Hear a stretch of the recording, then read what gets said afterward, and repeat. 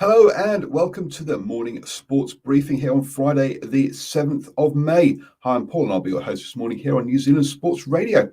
In the news today, we'll be having a chat about a historic making NRL game, or definitely breaking some records there. We'll have a chat about some of the rugby selections ahead of the Super Rugby Aotearoa final this weekend. We've also got action in the NBA and the Sal's NBL and the A-League football to bring up to date with, as well as golf action around the world.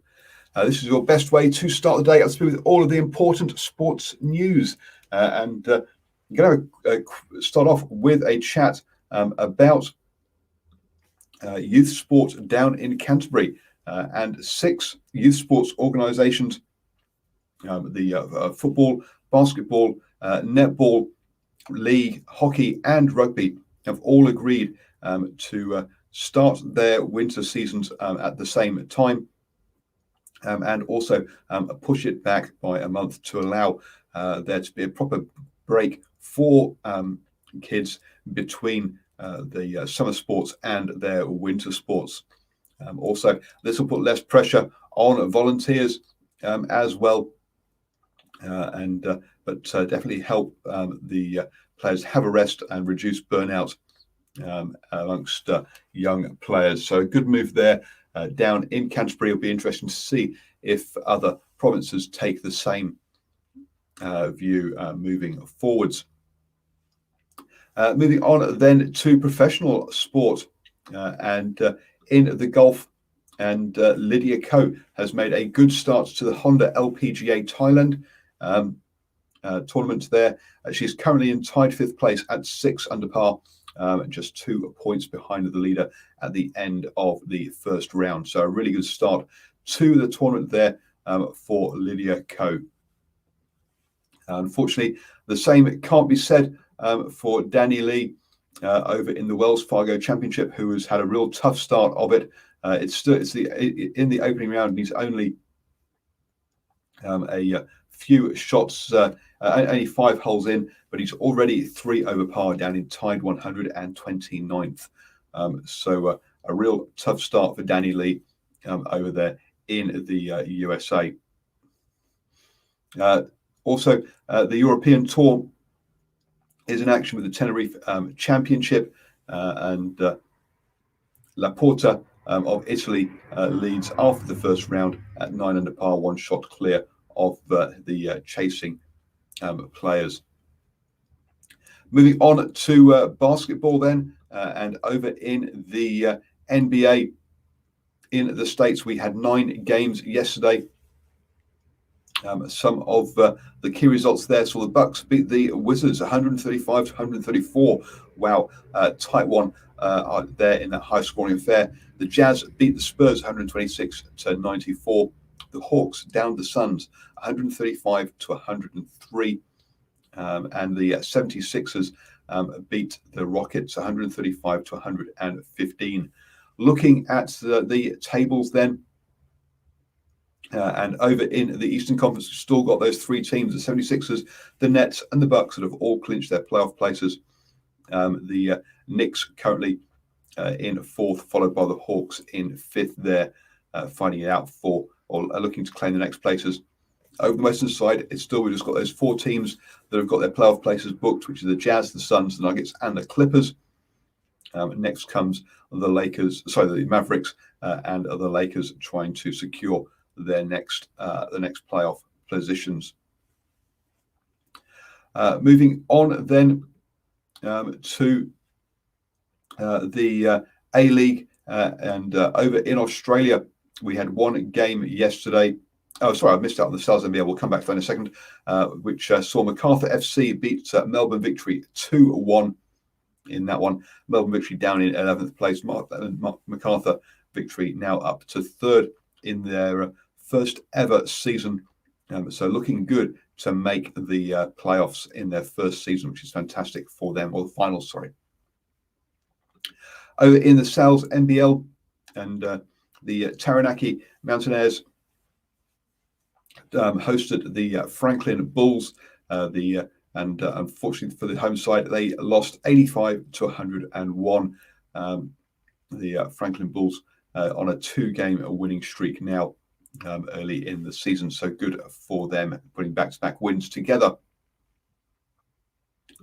In the rugby, and the British and Irish Lions announced their squad yesterday with a number of surprises.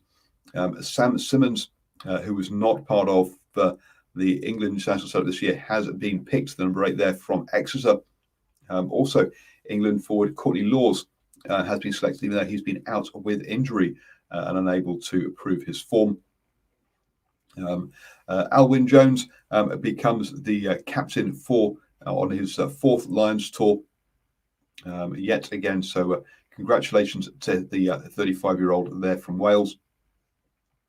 Even though England came 5th in the Six Nations, they do have the most representatives in the squad with 11, 10 players from Wales, and then 8 each from Scotland and Ireland. And that is a very strong number from Scotland compared to recent tours. So really interesting seeing the squad there. There have been a number of notes, a number of surprises in that squad, and I'm sure you'll see plenty of comment on social media around all of those.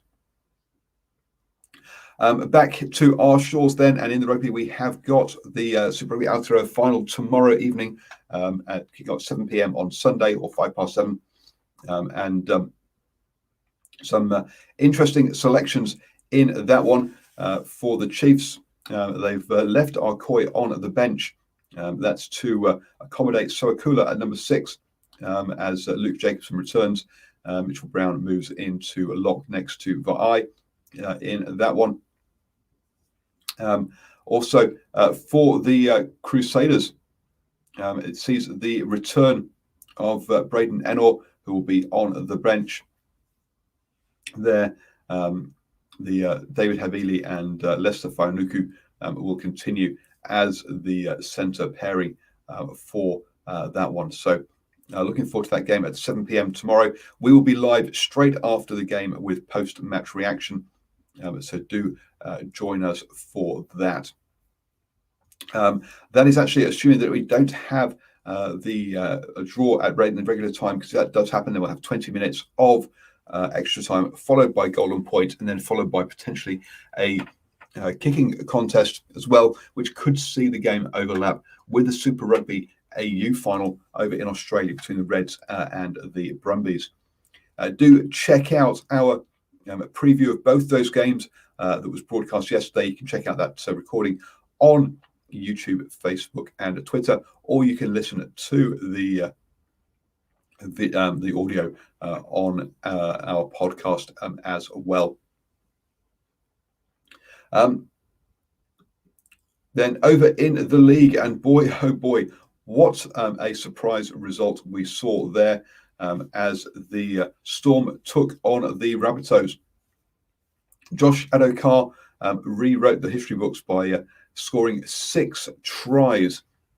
That is the first time that's happened since 1950, when Jack Troy scored 6 tries in a game, as the Storm thrashed the Rabbitohs 50-0 in that one. I don't think anyone saw that coming. The Rabbitohs may have been missing players, so including their suspended Latrell Mitchell and injured Adam Reynolds. But even so, the side that was that sits in 4th place to be beaten 50-0, picking up only their 2nd loss of the season, is an extreme result there for the Storm, laying down a real marker as to their credentials for the rest of the season. That sees the Storm climb up into 2nd place with just 1 game played in round 9 of the competition. I'm sure that the Standoff boys will have plenty to say about that on Wednesday evening at 8 p.m. So don't forget to join us for our league show then. You have now started the day the best way to see all the important sports news Don't forget to join me at 7 a.m. tomorrow morning to help you start your day the best way.